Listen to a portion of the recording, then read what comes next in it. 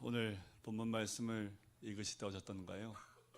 이 말씀을 처음 대하시는 분들은 충격을 좀 받지 않을까라는 생각이 듭니다. 4장까지 올 때까지 이 초대교회가 시작할 때 어땠는지 분위기 아시죠? 은혜가 충만했습니다.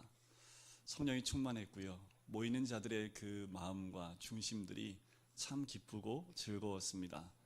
은혜가 충만하니까 감사가 넘칠 수밖에 없는 거지요. 또 자기 것을 한 명도 자기 것이라 말하지 않고 다 나누고 가난한 사람이 단 한 명도 있지 않을 만큼 그렇게 사랑이 충만했던 교회가 초대교회입니다. 그런데 5장에 딱 들어서자마자 분위기가 갑자기 세집니다.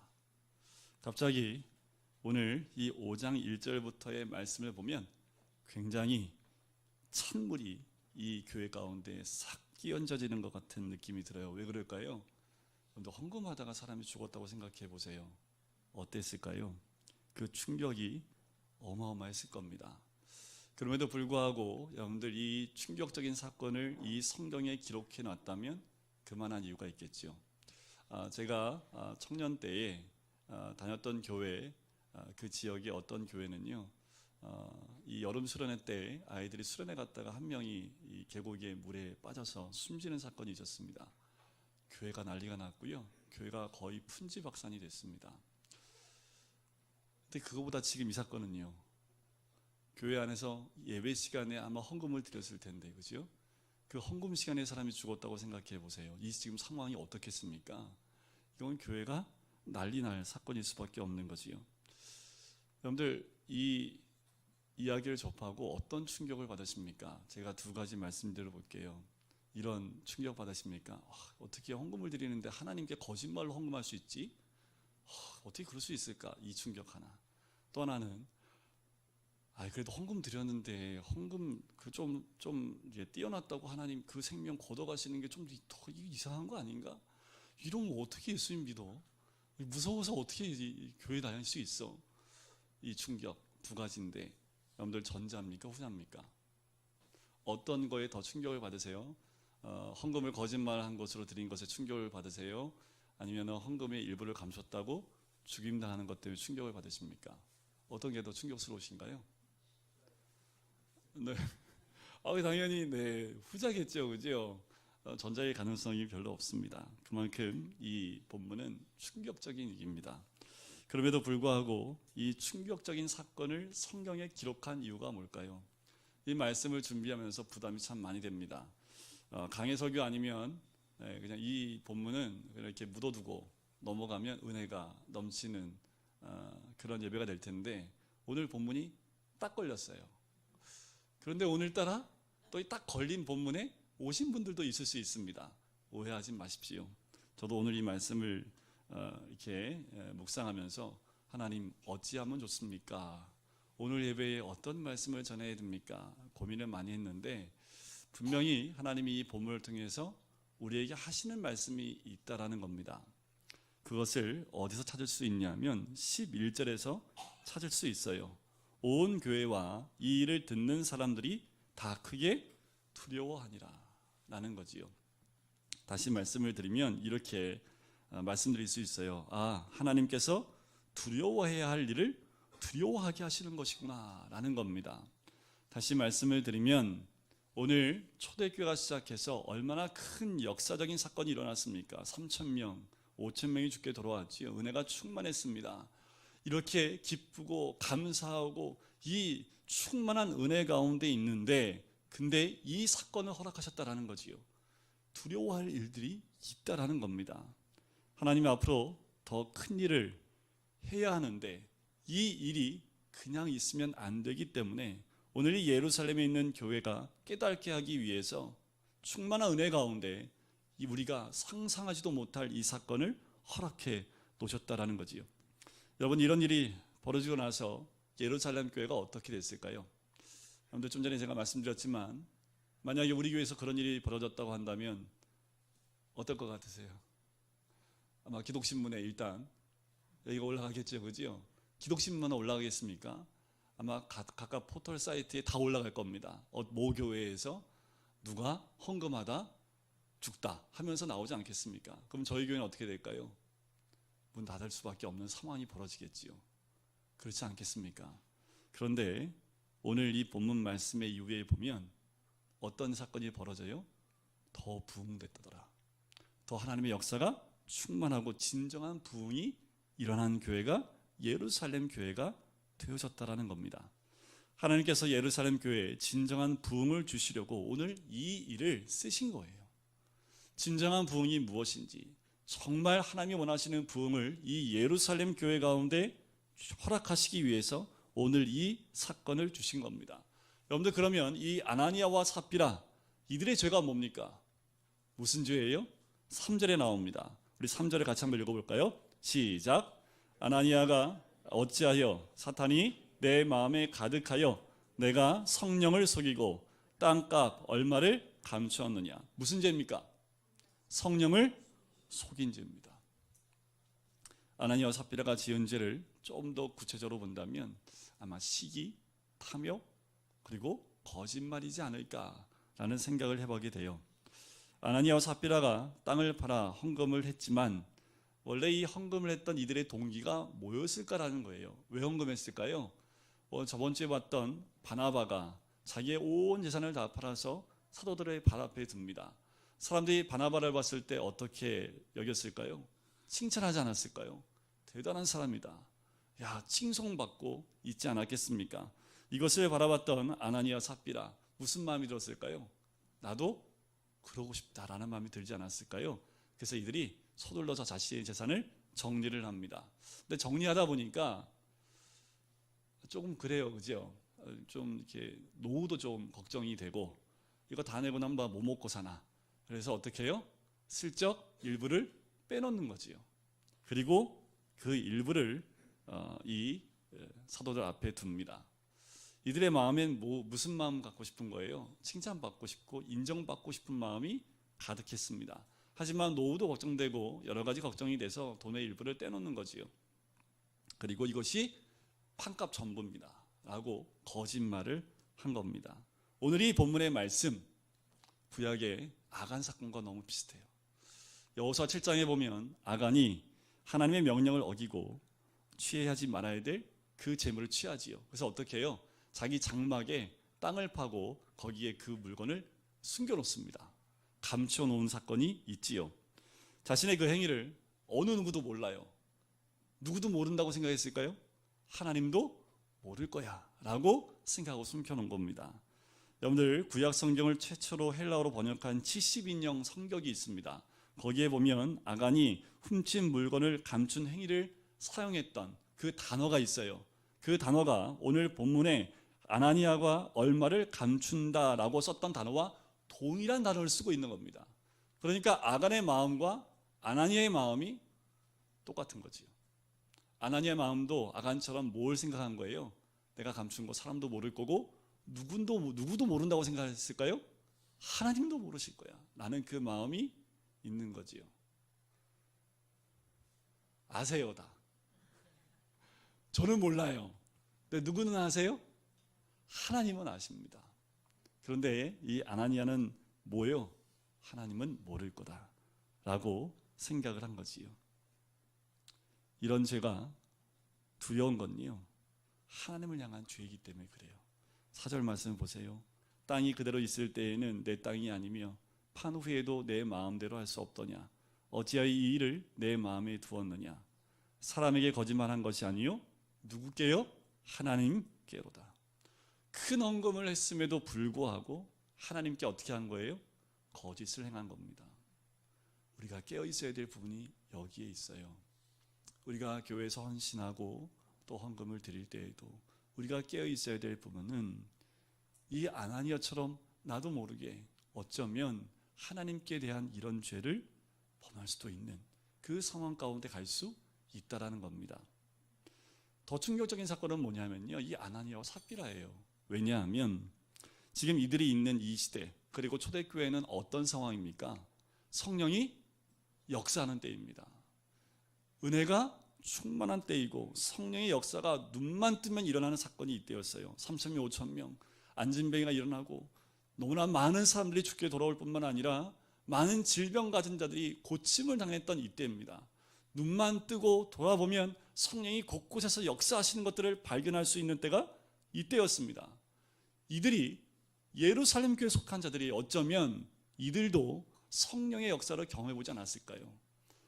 주변에 있는 많은 사람들, 특별히 옆에 있는 그 교우가 이 성령의 충만해서 하나님의 역사를 일으켰던 사람이 곳곳에 있었을 겁니다. 그런데 뭐가 문제예요? 이들 마음엔 성령이 없는 겁니다. 어쩌면 이들도 방언을 할 수 있을지 모르겠습니다. 이들에게도 성령의 역사가 있었을지 모르겠어요. 그런데 중요한 건 뭐예요? 성령님이 없다라는 거죠. 아니, 없는 것이 아니라 성령이 함께하고 있다는 것을 믿지 못했다라는 겁니다.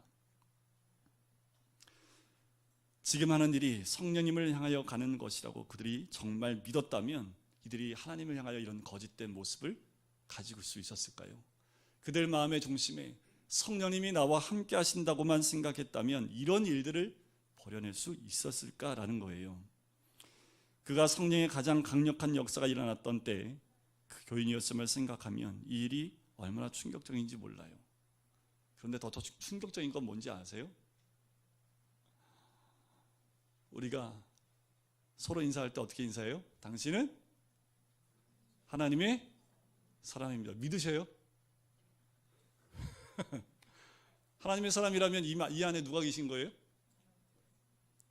하나님 계신 거잖아요. 그죠? 여기 하나님 계신 거 안 믿으시는 분 손 들어보세요. 아무도 없잖아요. 거봐요. 아무도 없지요? 제가 이 말씀 드리는 건 뭐냐면 이들도 그러지 않았을까요?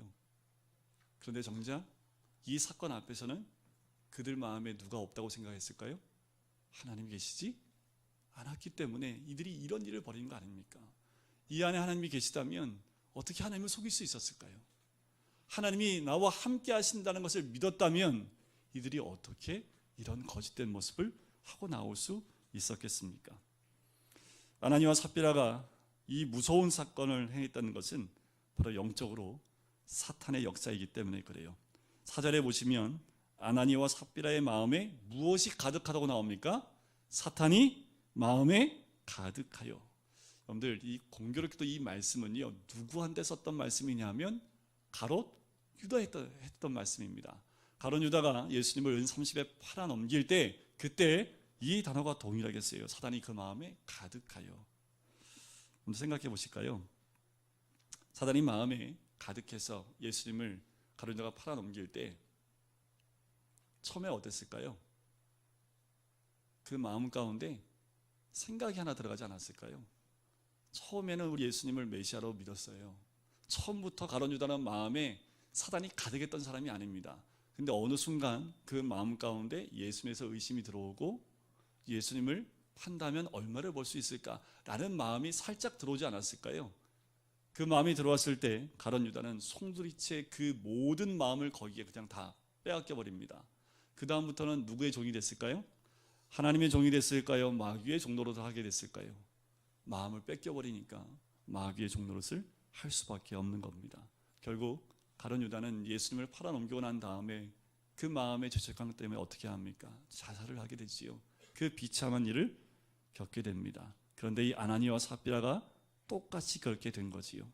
아나니와 삽비라의 마음에 사단이 시기하는 마음, 탐욕의 마음, 거짓말하는 마음을 넣어준 겁니다. 여러분들, 사단이 공략하는 대상이 있습니다. 여러분들 잘 들으셔야 돼요. 사단이 집중적으로 공격하는 대상이 있는데 그가 누구냐 하면요, 마음이 욕망으로 가득 차는 사람입니다. 특별히 나는 욕망이 많은데 오늘 다 털어내고 하십시오. 사탄이 주목하고 보는 사람이요, 욕망, 욕심, 탐심이 있는 사람의 마음입니다. 인간의 욕망이 가득한 곳, 언제나 사단이 역사합니다. 사단이 역사하는 곳에 인간은 예외 없이 욕망의, 탐심의 노예가 되어버리고 맙니다. 결국 인간의 욕망이 사단을 스스로 불러들이는 거지요. 사탄이 갑자기 우리에게 쑥 들어오는 거 아닙니다. 보세요, 베드로가 아나니아에게 뭐라고 꾸짖습니까? 어찌하여 이 일을 내 마음에 두었느냐라는 거예요. 사단이 그 마음에 들어오기 전에 이미 아나니아가 그 마음에 이 일을 두었다라는 거지요. 그래서 마귀가 그 마음에 쑥 들어갈 수 있었다라는 겁니다. 아나니아와 삽비라 분명히 예수 믿고 성령 체험도 했던 사람이었지만 그들이 마귀가 주는 생각을 품으니까 그 순간 주님을 믿지 않는 불신자와 똑같이 되었습니다. 주님을 바라보지 못한 겁니다. 어찌하여 이 일을 내 마음에 두었느냐, 야단을 맞게 된 거지요. 그러면 우리는 항상 우리의 마음에, 우리 생각의 근원을 살펴야 합니다. 잠언서 4장 23절 말씀에 이 말씀이 있어요. 모든 지킬 만한 것 중에 더욱 내 마음을 지키라. 생명의 근원이 이에서 남이니라. 부모에 대할 생각이 있고요, 내쫓아야 될 생각이 있습니다. 정확히 하셔야지요. 부모에 대할 생각이 있지만 이 마음에서 잘라내야 될 생각도 있다라는 겁니다. 마귀가 주는 생각을 품으면 큰일 나요. 가룟 유다 같이 그 마귀의 일을 할 수도 있다라는 거지요. 성령의 임재를 전혀 느끼지 못하게 되고요, 불신자처럼 영적으로 맹인이 되고 맙니다. 3시간 지나고 또 누가 들어왔을까요? 삽비라가 들어옵니다. 7절 한번 보세요. 3시간쯤 지나 그의 아내가 일어난 일을 알지 못하고 들어오니. 뭘 알지 못했을까요? 남편이 죽은 거 알지 못하고 왔겠지요, 그지요? 그런데 삽비라가 알지 못했던 건요, 그녀가 알지 못한 것이 구체적으로 뭐냐 하면 욕망에 사로잡혀 하나님마저 속이려는 사람의 생명은 결국 마귀에 의해서 빼앗겨 버리게 만다라는 것, 그것을 이는 알지 못했다라는 겁니다. 왜 그럴까요? 2절에 이미 아나니아와 삽비라가 한 마음으로 숨겼기 때문에 그래요. 베드로가 묻습니다. 8절에 그 땅 판 값이 이것뿐이냐 내게 말하라 하니 이르되 예 이것뿐이라 하더라. 베드로가 삽비라에게 아나니아가 사도를 발 앞에 내려놓은 것을 가리키며 이것이 전부냐라고 삽비라에게 물어요. 왜 물었을까요? 그것은요, 기회를 준 겁니다. 삽비라에게 돌이킬 수 있는, 다시 자신의 생명을 지킬 수 있는 마지막 기회를 준 거지요. 마치 이와 같아요. 아간이 그 범죄한 것 때문에 어떤 사건이 벌어집니까? 아이성 전투에서 패하게 됩니다. 그것 때문에 여호수아가 하나님께 엎드리지요. 그리고 제비 뽑기 시작을 합니다. 근데 기억하세요. 제비를 뽑는데 12지파 대표들이 옵니다. 뽑았더니 어떤 지파가 뽑혔을까요? 유다 지파가 뽑힙니다. 유다 지파 가운데 족장들을 다 나오게 합니다. 그 가운데 아간이 속한 세라 족속이 뽑혀요. 그 족속 안에 있는 가문의 대표들이 다 나옵니다. 그 가운데 누가 뽑혔을까요? 아간이 속한 삽디 가문이 뽑혀요. 왜 이렇게 제비 뽑기를 계속했을까요? 그냥 하나님이 아간이다 라고 말씀하시면 그냥 끝났을 텐데 왜 하나님이 제비 뽑기를 계속 하게 하셨을까요? 누구 때문에요? 아간이 회개하고 돌아올 기회를 준 거지요. 결국 회개하지 않았습니다. 그는 죽임을 당하고 그 곧 골짜기를 아골 골짜기, 바로 괴로움의 골짜기라고 명명하게 됩니다. 오늘 동일하게 이 삽비라도 이 괴로움의 골짜기 가운데 나가고 있는 모습을 보아요. 마침내 베드로가 결론을 내리지요. 그것이 9절입니다. 너희가 어찌 함께 깨하여 주의 영을 시험하려 하느냐. 보라, 내 남편을 장사하고 오는 사람들의 발이 문 앞에 이르렀으니 또 너를 메어 내가리라 하니 곧 그가 베드로의 발 앞에 엎드려져 혼이 떠나는지라. 삽비라의 생명 또한 자신이 불러들인 마귀에게 끝내 빼앗기는 모습을 보게 돼요. 이런 말이 있습니다. 인간의 욕망은 쇠의 녹과 같다라는 말이 있어요.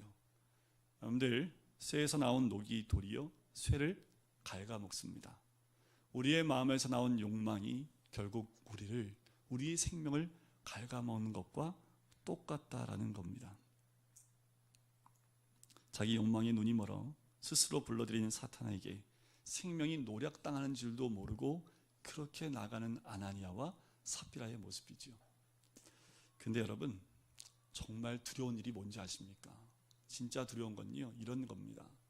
만약에 우리가 그러지 않지만 예를 들어서 이번 주간에 살인죄를 졌다면 우리가 이 예배에 나와서 어떤 모습으로 앉아 있을까요?